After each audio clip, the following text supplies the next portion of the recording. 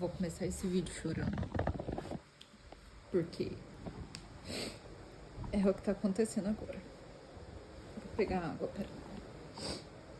Bom, vamos lá.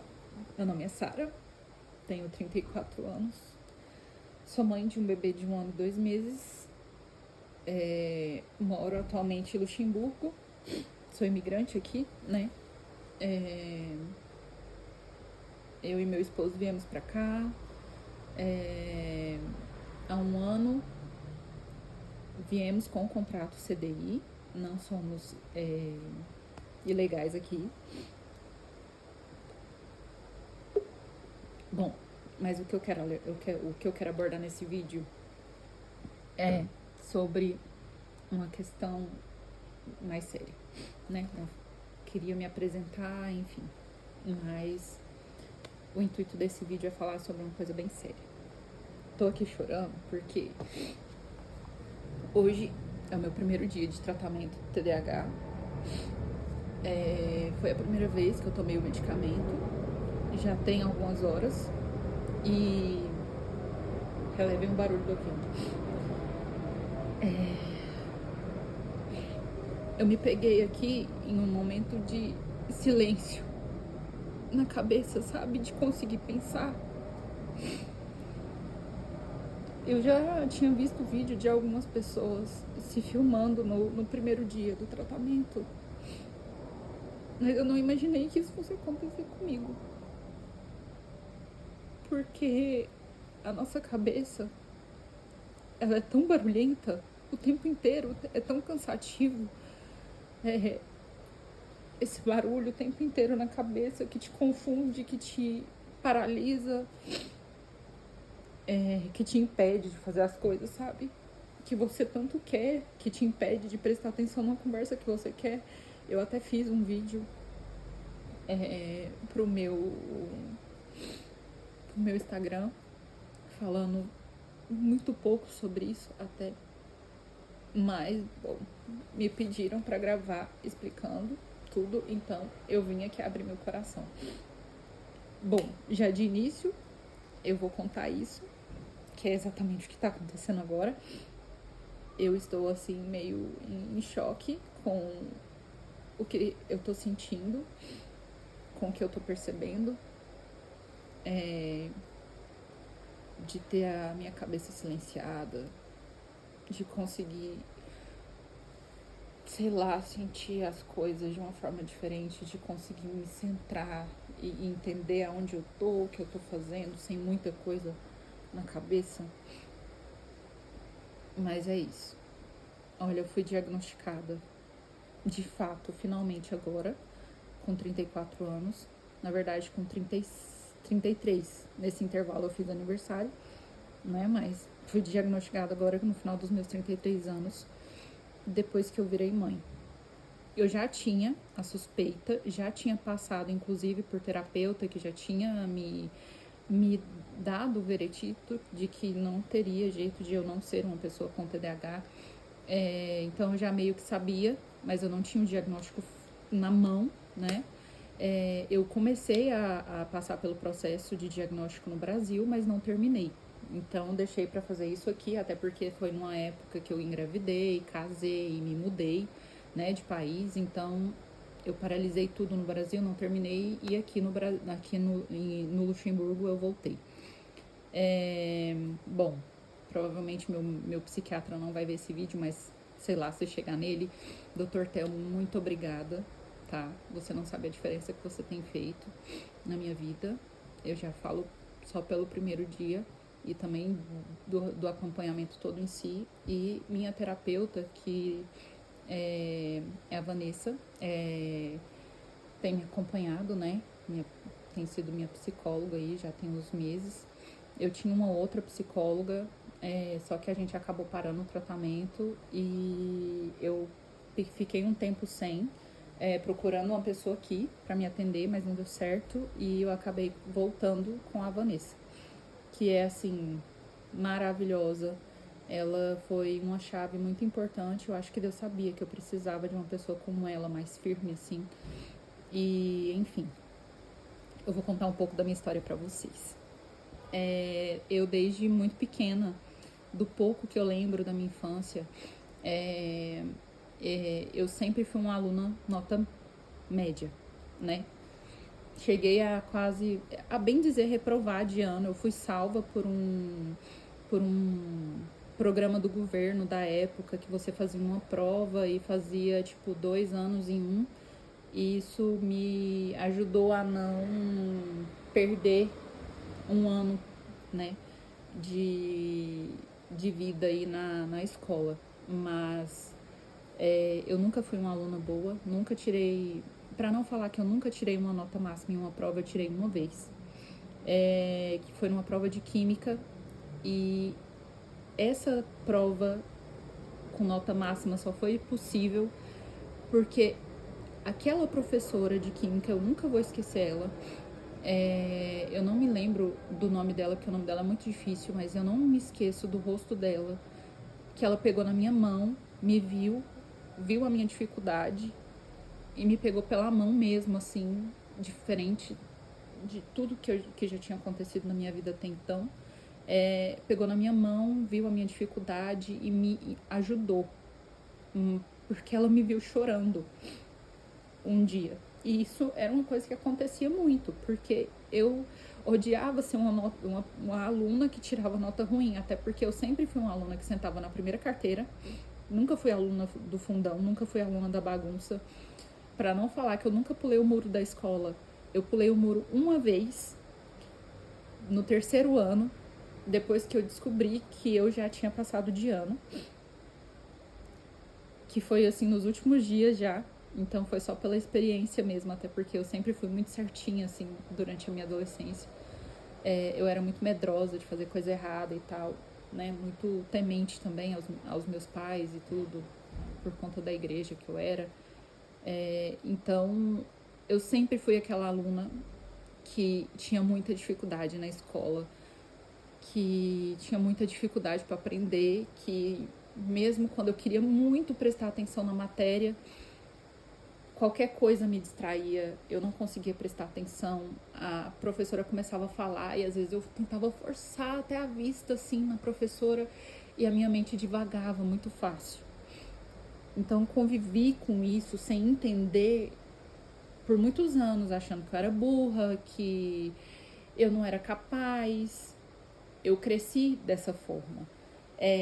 Bom, com o passar do tempo, eu fui me conhecendo, entre aspas, né, sem saber muito sobre o que era TDAH, não tinha nem sabia o que era TDAH nem nada.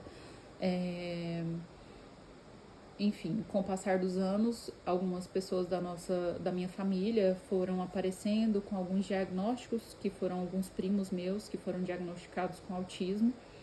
E depois deles, e de uma meia fala, assim, né, de que meu irmão também teria algo assim parecido, eu comecei a suspeitar, né, de mim, porque eu sempre fui uma pessoa que, inclusive, eu tenho uma tatuagem que é escrita intensa, porque na minha cabeça, antes de tudo, eu imaginava que esse meu jeito de sentir tudo muito, muito forte, muito, sabe, aquela coisa que mexia muito comigo, que eu chorava muito na hora e que era muito difícil, sempre muito, eu achava que era intensidade, que era coisa da minha personalidade, que era entre aspas, né, eu meio que fui aceitando isso como uma coisa que não era um defeito mais, mas isso foi um processo. Mas até então, sem saber que fazia parte do meu transtorno. Dificuldades no relacionamento, muita discussão, não entendia o porquê que mesmo com relacionamentos extremamente longos, eu tinha muita facilidade de esquecer a pessoa e continuar a minha vida muito fácil em muito pouco tempo. Eu tive alguns problemas no decorrer da minha adolescência, agora na minha juventude. Antes de conhecer o meu esposo, também passei por algumas experiências bem complicadas. Acho que tudo que aconteceu também comigo na infância deixou tudo mais difícil. Eu passei por um abuso quando eu tinha 9 anos de idade.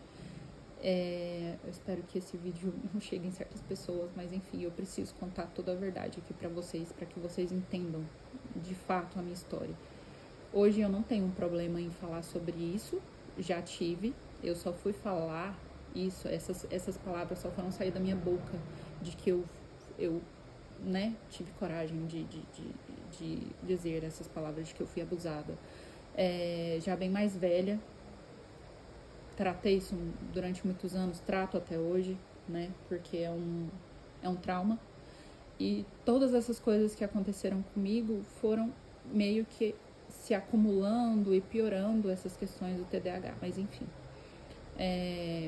Nunca consegui manter trabalho de carteira assinada, sempre tive essa dificuldade de, sabe, outra pessoa mandando, e essa dificuldade de concentração, sempre foi muito difícil pra mim, apesar de que quando eu tinha o hiperfoco em alguma coisa, como foi com a estética, eu sempre me dediquei, estudei a fundo, assim como eu estou fazendo agora em relação ao TDAH, assim como foi quando eu fiquei grávida, quando foi em relação à maternidade, quando foi em relação a tudo que eu fiz na minha vida. Tudo que foi uma coisa interessante pra mim, que eu consegui colocar meu foco nisso, eu sempre fiz muito bem. Então, a estética é uma coisa assim pra mim. Comecei a trabalhar na área da estética com 15 anos. Pra quem não sabe, eu comecei a trabalhar com 12. Sei que não é o certo, mas na época era. Enfim, era uma coisa certa a se fazer no meu caso. Eu vim de uma família muito simples, de pouco acesso a informações. Meus pais também. Inclusive, meu pai e minha mãe ainda não têm ensino médio completo, e a minha mãe quase conseguiu, né? Mas são minhas inspirações, porque são duas pessoas extremamente trabalhadoras, que deram sangue, assim, por mais que a gente teve contratempos, né? Aí na nossa vida, em relação até aos nossos contatos, a nossa relação mesmo como pai e filho e como mãe e filha, a gente conseguiu passar por cima. Hoje, né, a nossa relação é ótima, mas na minha adolescência, enfim, foi bem difícil. Concluindo, toda essa minha dificuldade em relações pessoais, em relações de amizade, sempre foi muito caótica. Eu sempre passei por acabava tendo muita treta com as pessoas, sabe? Com amizades, assim, acabava sempre em algum ponto em que a gente se distanciava, tinha alguma intriga. E ainda por cima tive também alguns acontecimentos ruins, né? Com amizades que passaram pela minha vida, assim, de muitos anos, que me magoaram, enfim. Isso atenuou muito a minha questão de ter dificuldade em fazer amizades, em manter amizades. Descobri recentemente sobre essa questão do TDAH, sobre a questão da saudade, né, pra gente ser diferente, porque eu nunca tinha reparado nisso em mim, que se a gente não vê, a gente não lembra, o nosso cérebro, ele não sente saudade da mesma forma que uma pessoa normal. Então, quando a gente não vê a pessoa, a gente tem essa tendência a esquecer. E isso não quer dizer que a gente não ame a pessoa, isso não quer dizer que a pessoa não seja importante na nossa vida. Mas por conta desse transtorno, o nosso cérebro funciona de uma forma diferente. Então, ele guarda as informações de uma forma diferente, ele sente os sentimentos de forma diferente. Nós, né, sentimos. E eu tô descobrindo ainda muita coisa sobre o TDAH, tem muita coisa ainda que eu preciso entender. Tô procurando uma terapeuta para, junto com a Vanessa, intercalar, que seja especialista em TDAH em adultos principalmente. Eu já estou em contato com algumas pessoas, eu venho contar isso aqui para vocês e contar como foi. Mas de antemão, o que eu posso dizer é que, por favor, para quem tem suspeita, ou para quem conhece o TDAH, não leve isso como uma coisa simples.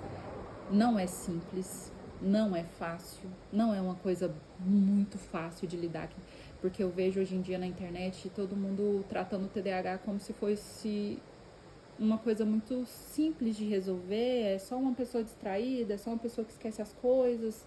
é só uma pessoa que fala muito e é muito agitada, ou é uma pessoa muito distraída, né? Porque no básico do TDAH são 3 tipos, que é o distraído em excesso, o acelerado, né? Que eu não sei o nome exato, e o misto, que ele tem os dois. Eu acho que eu tenho os dois, né? Eu tenho essa questão mista, mas eu não entendo muito bem ainda sobre o meu, de fato, por isso que eu estou buscando acompanhamento. E, bom, agora falar para vocês o que me levou a realmente ir atrás, de fato, sobre o TDAH agora, né? Eu me casei, como vocês sabem, recente, e engravidei assim que eu fiquei noiva, bem dizer. Foram 2 meses depois de ficar noiva, eu engravidei. Isso com o diagnóstico de que eu não poderia engravidar com facilidade. Mas Deus faz as coisas na hora que Ele quer, do jeito que Ele quer. E o Oliver, que era um desejo nosso, né, meu e do meu esposo, a gente queria tentar engravidar depois do casamento. E o Oliver veio. Foi um presente na nossa vida. Ele é um menino, assim, que eu não sei nem te explicar a minha felicidade em ver ele se desenvolver bem, dele não, aparentemente não ter nada, ser um menino perfeito, apesar de que se ele tiver, pelo menos eu estou preparada, eu acredito, né, minimamente preparada, não preparada porque ninguém está preparado, para entender ele, para ajudar ele, para que ele não passe pelo que eu passei. Mas meu filho é perfeito, graças a Deus, é saudável, é lindo, inteligente. E foi exatamente quando eu engravidei que tudo mudou em relação ao TDAH para mim. Porque o TDAH, ele meio que a maternidade acendeu um holoforte em cima disso, né? Na minha vida, na minha questão pessoal, assim, em mim como pessoa. E eu demorei muito a entender isso, até passei por uma depressão pós-parto por conta de algumas coisas que aconteceram no meu pós, né? No meu puerpério, enfim. E essa questão foi pegando muito forte nesse 1 ano que passou aí até hoje, que eu tô falando aqui pra vocês. Porque a maternidade, ela te rouba tudo que encobre o TDAH. O tempo,